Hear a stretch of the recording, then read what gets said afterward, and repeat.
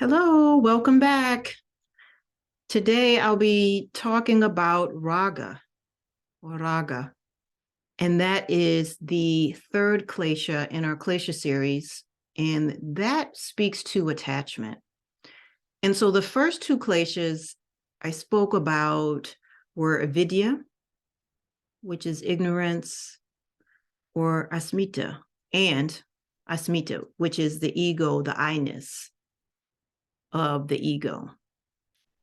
And Kleshas are obstacles that often get in the way. Our ego often gets in the way. The ignorance or us not knowing often gets in the way.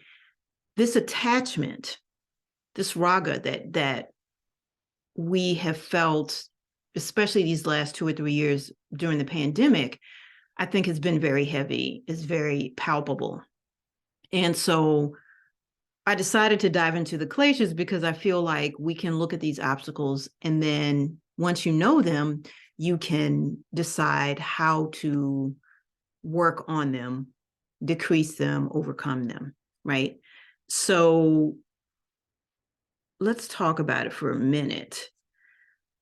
So this attachment that we have can look like boundary issues, codependency issues, issues of attachment that are unhealthy. And the whole idea behind Raga is to really set yourself free. How can I create boundaries for myself that I can stand behind, that are going to be healthier for me? And that may mean really pulling back on saying yes to everything, yes to everyone, and not saying yes to yourself. So this is not the ego. This is not asmita. This is more about self-care and self-preservation as it looks to exploring how you relate to yourself and how much time and care you give to yourself. And so this idea of attachment is huge. It's a big thing. And the Four Agreements, if you're familiar with that book, Don Miguel Ruiz talks about don't make assumptions. And often those assumptions are rooted in attachment. There are four agreements, and that's one of them. That's very hard because, we often make assumptions every day. So this attachment, these desires that we have are or can be the root cause of all suffering.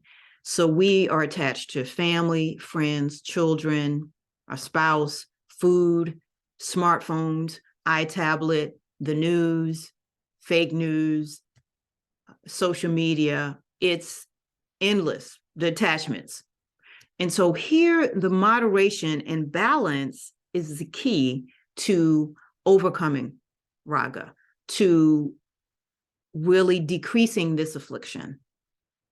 So your needs and desires and wants should be in check. What is a desire? What is a need? As it relates to your family, children, spouse, friends, food, smartphones, social media, news, fake media, how many things are you pulling in because you don't even have boundaries for yourself as it relates to those things? So if you can't create these boundaries, this support system, and in examining codependency on these things, how will you be able to establish boundaries and focus on your codependency challenges with other people? Something to ponder. That's the question. That's the inquiry for us. If you're journaling, just focus on that. Focus on your attachments, especially as here on the eastern part of the United States is getting colder. We're in fall. How is that shifting for you?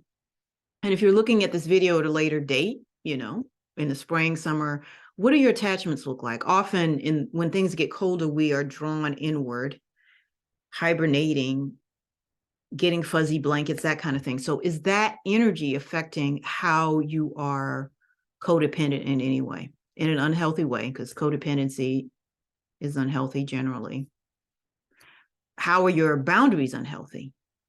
as it relates to this going in, coming in, as things get cooler and colder and chillier.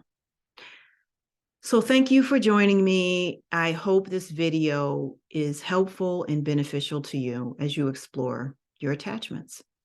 Be blessed.